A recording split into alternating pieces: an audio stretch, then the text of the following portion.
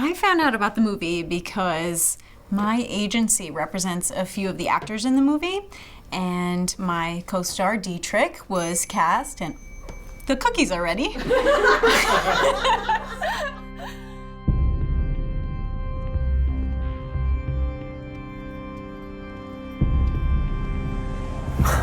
I did a crazy amount of things in this film. You don't know how it sounds, so you're worried. Not only the director's tasks, which are already a lot. I was the writer, producer, director of the film. I did additional photography, operated the camera. I was DIT, location scouter. I also was in charge of props. And of course, I edited the whole thing. You see the shadow you're casting on her face? You see it? We're going to try to avoid it. Gotcha. So this is your position, right here. You see? Yep. Get the fuck away from me! And back to one. Let's do it again. Again. Don't lose the energy at the very beginning. Vane, I know that the hair was something distracting. All right, we're in very good shape. It's pretty easy because he knows what he wants to do and he can tell actors exactly what he needs. All right, shoot him. I think most MD. It's easy to work like that. And cut. Got it. Beautiful! Yeah, we gotta get lower. Part of the extra work was due to limited resources. Oh, okay. All right, I should have 3 minutes. But also I love to be in control of everything that I do, everything that I have to do in my films. Great work, and then she's gonna turn. You're like, great work today. I might be a control freak too much. I don't know. Maybe that's who I am. Hey, Frank. Hey, Danny. How you doing? Hi, Danny. Hey, Frank. Fun fact, we didn't have a script supervisor due to those little funds that we have, so no camera reports or anything like that. All right, and action. And continuity from shot to shot had to be done collectively between the actors, myself, and some spontaneous volunteers from the crew. You're about to smash his head. I will let you know what the blocking is. I'm trying to let go. I'm trying to delegate more on people. And the bigger the budget, the more you can delegate.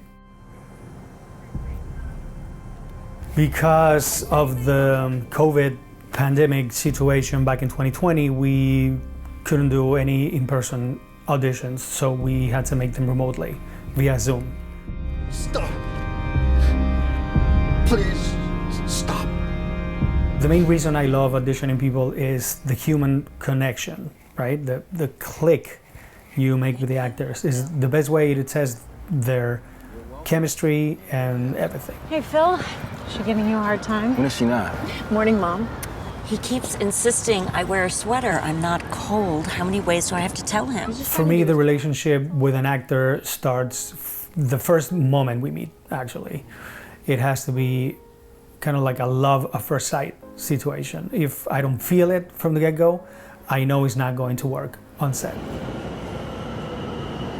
I received the script, I read through the whole thing, and I just remember it being something that I hadn't ever played this kind of a role before, so I thought that was interesting. And when I spoke to my agency about it, my agent was saying, you know what, pick a few scenes from it and put those on tape and send them in as the audition. So I felt like I could really dive into it and learn so much about this character, which kind of makes me think when I'm on set, I feel like I'm still learning about the character, so every time that I'm doing it, there's always so much to learn, which I think is part of a really good script.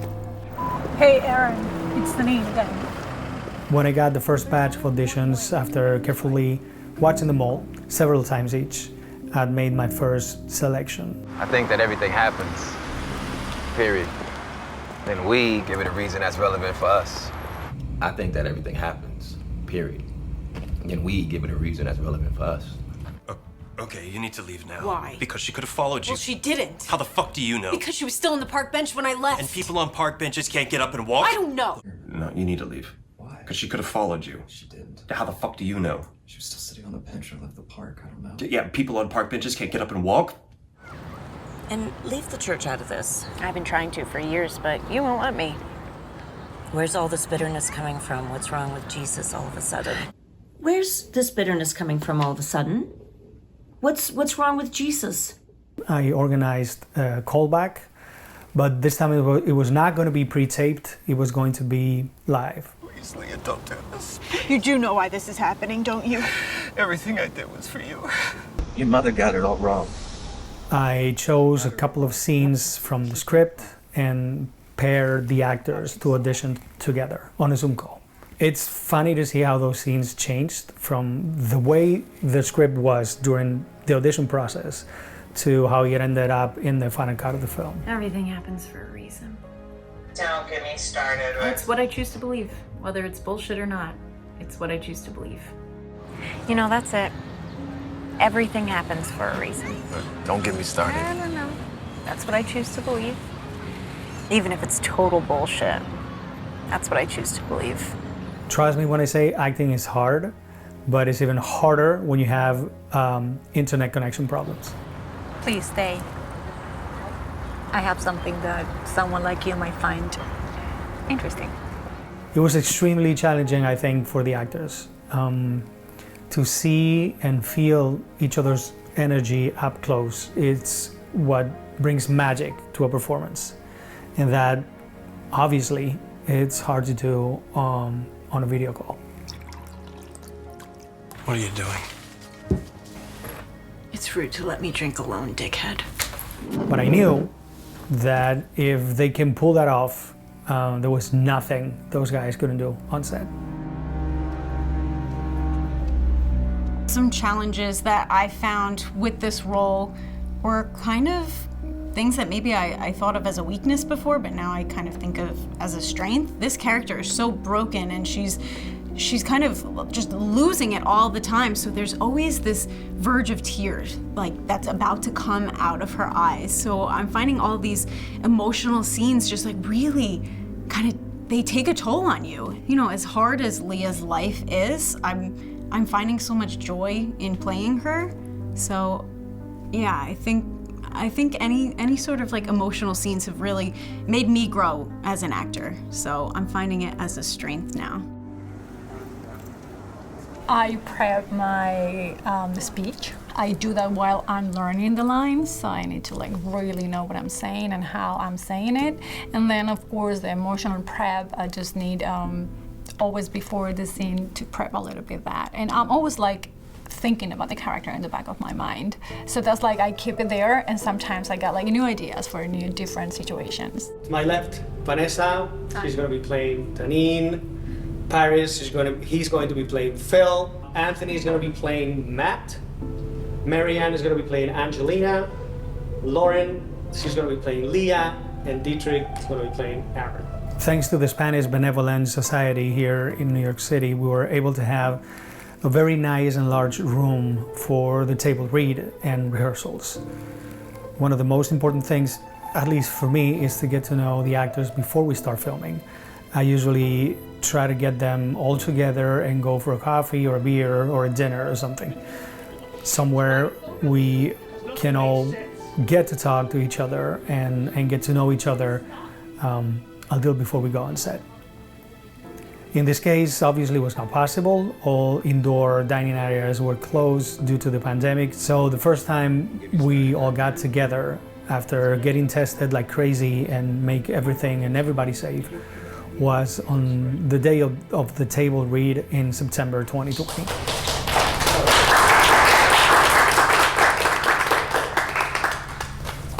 Okay, that took 1 hour and 25 minutes, so perfect. We have a feature film. I had a lot of fun working with the actors. When you have very generous actors, it's really way better. It's much fun, it's easier. I love sharing those situations and also taking care of people when you are on set, because as I said before, we are sharing our most intimate thoughts and feelings and emotions, and we're given, so having that is great. And also the crew took care very well of all of us.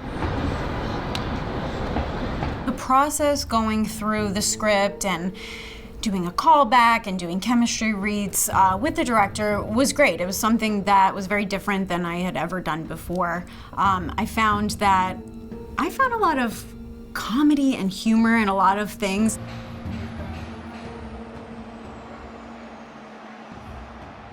It was really cool to speak with Daniel about why I was finding these things and what he thought about it and what I thought about it, and we were able to kind of morph it into who Leah became. So I feel like there was like a lot in there, and I mean, I had a great time speaking with him. He was very direct with what his vision was, and because it was so clear, it really made sense to me, and it helped me bring this character to life. Usually when you finish your film, you show it to a group of people for feedback on story comprehension, entertainment, main characters, empathy. In this particular project, after finishing the first cut, which is not really the first cut, but is the cut that you can actually show to people without feeling embarrassed, I showed it to a bunch of people I trusted my life. They came back with feedback, and it was pretty obvious that the movie wasn't working completely. And it was mostly Vanessa Calderon's character, Danine. Not because of her, of course. It was my fault as a writer. I always wanted her to be mysterious, but I think I overdid it on the script. Pretty much everyone in that group told me that they didn't know who Danine was or what her mission or goal in the film was. And as the writer, that was entirely my fault.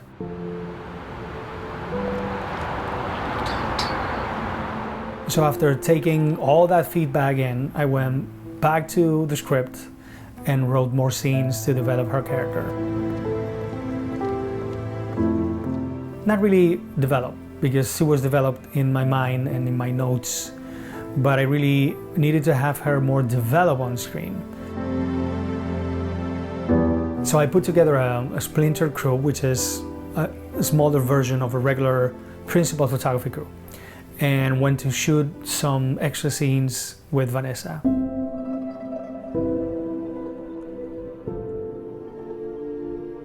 So John, you have a few minutes to rest if you want.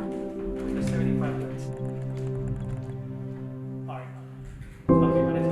And that also led to a more on-screen presence of the character Lance. Cut and done. Beautiful. All right. Yeah, back to the tripod. Since I had to put together a small film crew for Danine's new scenes, I went and reshot some other scenes that needed a redo for various reasons. One of the scenes that we shot again was the one where Leah and Matt talk about coincidences. Do you believe in coincidence? What do you mean? I saw my father yesterday. Right outside of our building. I haven't seen him in years. And the other one was the scene that is a walking scene on a bridge now, where they talk about the meaning of life and how Leah how Leah has become a nomad, an emotional nomad. It's kind of a flashback recap scene. With a friend. The second scene on the bridge was not originally shot on that location. It was in a park near the Vessel building in Hudson Yards.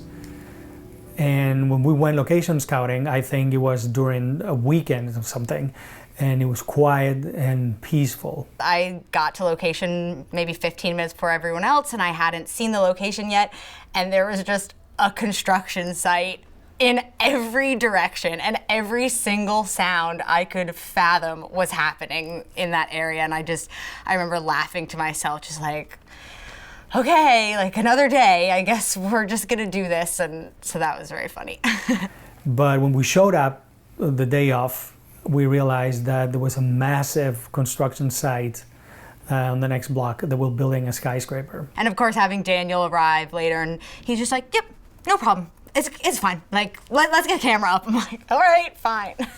We filmed the scene because we were already there, but the audio was completely useless. When you head back from that woman, in that job with the gun? I don't like ADR, so when the opportunity for pickups and reshoots came along, I decided to put a little money aside and remake those two scenes. And I'm very happy I did, because the first versions of those scenes were very static. You know, both of them sitting on a park bench, and it was boring. So reshooting them gave me the opportunity to make them more dynamic. Actually, the recap scene was not even a recap scene on the previous cut. It was just a scene with two people talking while seated. Again, extremely boring. Ready, and action. When you have a budget that tight, you need to be able to move fast on set. There's no margin for errors. Luckily nowadays we have the opportunity to have amazing gear that produces beautiful images for very little money. Also, that gear is manageable and portable, so it allows you to move around fast and set up quickly. And that is exactly what I needed and wanted for the Nomad. Take the light to the other side of the trash. We shot principal photography at the end of 2020, and the Sony a7S with the Atomos Ninja 5 shooting ProRes was the way to go. With that setup, you can easily jump from a tripod to a gimbal in just a couple of minutes. I received the Sony a7S III just a few days before we start principal photography, so we had to test it and get to know it and feel it and feel comfortable with it and rush. All right. How's this? Captain speeds. 1000-2, take 4, mark. Action. The only problem with that camera setup, the Sony a7S III, the Ninja 5 and all that, is that people are not going to take you seriously. Let me explain. A friend of mine told me, you're shooting a feature film with a stills camera. Well, yes, I was. But there are people shooting films with a phone, so I consider that as an upgrade. So what we're gonna do now is we're gonna roll it again. Actually, I think some of the cast members were surprised, and not for the better, to see that we were gonna film with that camera. It might look cheap in the outside. I'm not gonna say it doesn't, but the image quality, which is what matters at the end, it's incredible, it's amazing. And then I gotta go to Village Park on a Saturday night. You know it's total BS. I have to go to Village Park. What's Village Park? It's a retirement home that my mom's in. On a Saturday night? Yeah. All right. Let's go, Nicole. Yep. And we've tested it on a big screen, on a big movie theater screen, and it just looks mind-blowing.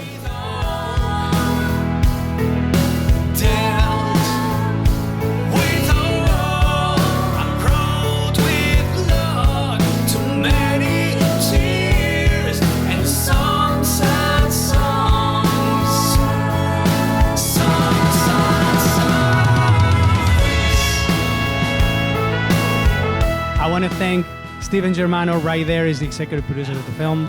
I couldn't have done it without you, man. Thank you for your trust and love. Do you even have a gun? On your knees now. We shot the alley scene between Danine and Matt during the New York protests for the 2020 presidential election. There was a little bit of noise and chaos around us. We had NYPD securing our location because we were filming using a prop gun. And at some point they told us that the protesters were getting closer and they couldn't guarantee our safety if they come to our location. We can keep shooting right now, filming, but maybe they say the right, like a block away, and then we'll have to stop. Do you have a All right? We just have they didn't say clear out quickly. Yeah. They didn't say they're violent or anything. Yeah. Just a protest, but no chances. We should just be on the safe side. Yeah. We're gonna do that, and several surveillance helicopters flying by made us rush that day and finish the best way we could.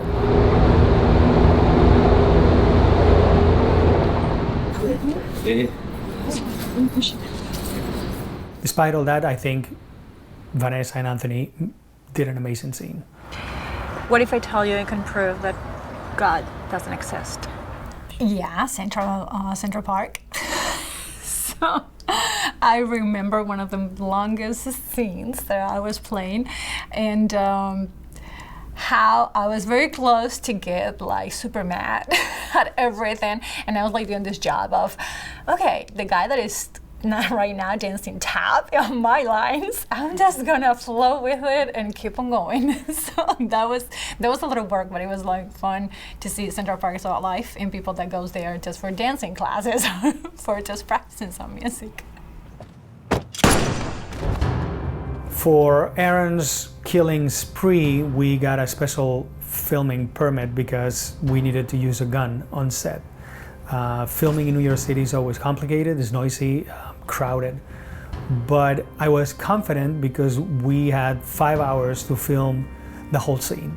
Plenty of time, right? Right.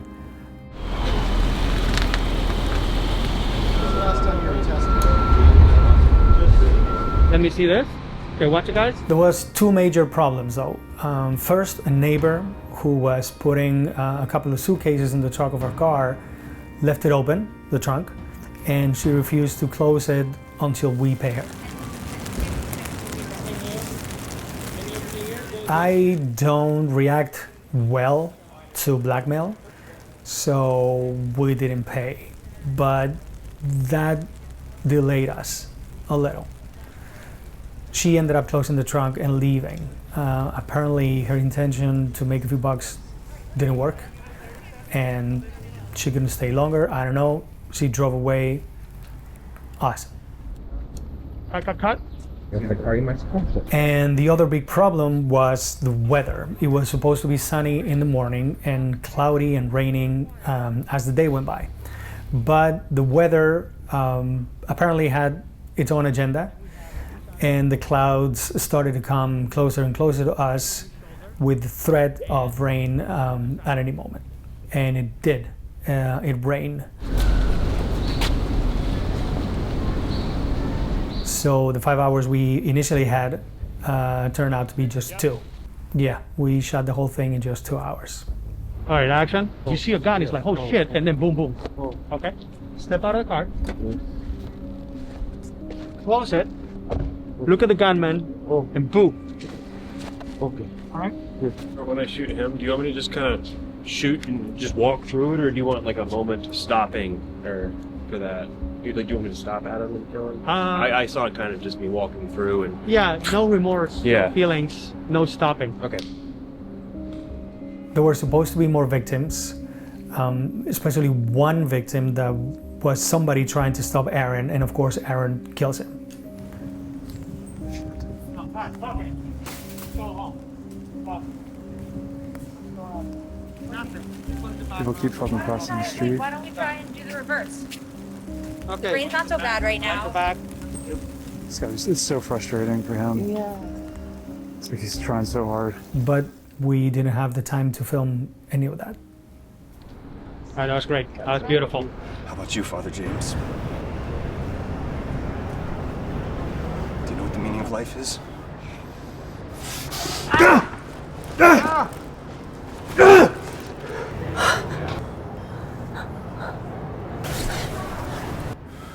There was a scene on the script which we actually shot that didn't make it to the movie.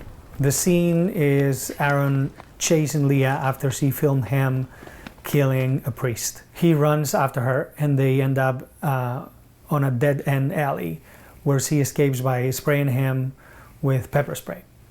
And it worked on set, but the flow of the whole thing, the whole section didn't quite work. 180 around you. And then when the camera's around here, you're gonna turn and we're gonna see him arriving with the hammer. Okay. We're gonna cut, we're gonna go handheld, and we have close-up of you over your shoulder, reverse, close-up of you over your shoulder, and then a wide shot, low angle from here, Okay? When you spray him, he goes down and you run. Okay. That's all. 33 Alpha 1, take 3. Mark it. I mean, when you see Dietrich running after Lauren, there's no way he couldn't have just got her and killed her easily. The only reason he didn't get to her and kill her was because it was written that way on the script. That was pretty much what the script said. But it simply didn't work. It was not realistic.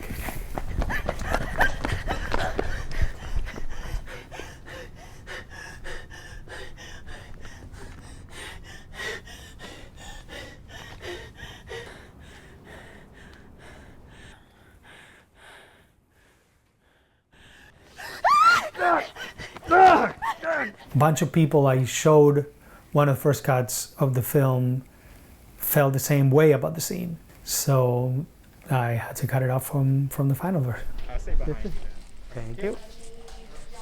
I'm such a big dog lover. I'm telling Daniel in the next movie we need more dogs. Although my favorite day was when we were in Central Park. Actually, those first 2 days, there were so many dogs walking by. I was convinced that Daniel purposely booked the shoot there because of it. Every dog was off their leash and they were so well behaved, and it was really cute. I gotta say that the mask is a very good idea because it keeps your face warm. So you gotta see, you know, the upside of everything. Yeah. Something that makes me laugh is every time that we do takes and Daniel says, one more. And then he turns to Nicole and goes, do we have time for one more? She's like, and he's like, okay, one more. So that always makes me laugh. I'm getting turned on, okay? Stop. You should. I just want to know that you know why this is happening to you. When you watch the scene where they take Leah's father to the woods, you would think there's no way there could be a funny on-set story in that moment. But then Rob McCaskill, who plays Frank, Leah's dad, asked me to slap him. That was awesome. Okay. Try to bring that level up again. All right, I want you to slap me. Me? Yeah. Keep the mitten off and get me right there.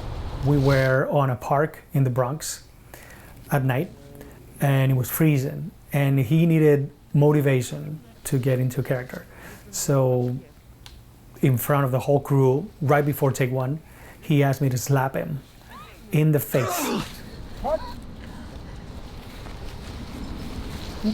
Okay. It's amazing, Rob. He wanted me to slap him, so I did. Can I do it legally? Yes. You sure? Yeah. All right. Come on. More? Yeah. More. One again? Yeah. One more time? Last one. Bigger. Oh my God. All right. Okay, jacket, please. I guess it's method acting. I don't know. But it worked. All right. That is a wrap on today. That is a picture wrap on all of our wonderful background. It is a picture wrap on the member for the line.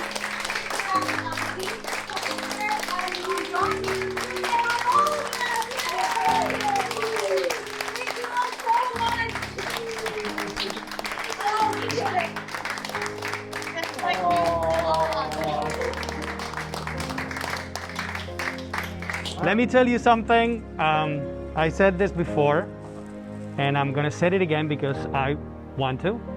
That Vanessa and I moved to New York to make movies like this one, indie movies in New York City. That was our dream. I'm in touch. We made it. Thank you all, honestly. I didn't want to cry, but it's your fault. So, yeah. All right.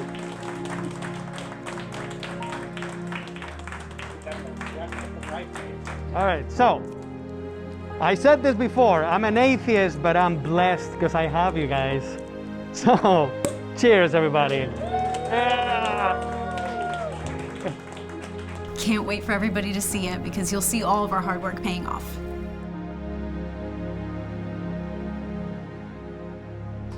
So awesome. Yeah. So awesome. Yeah. Now I have to edit.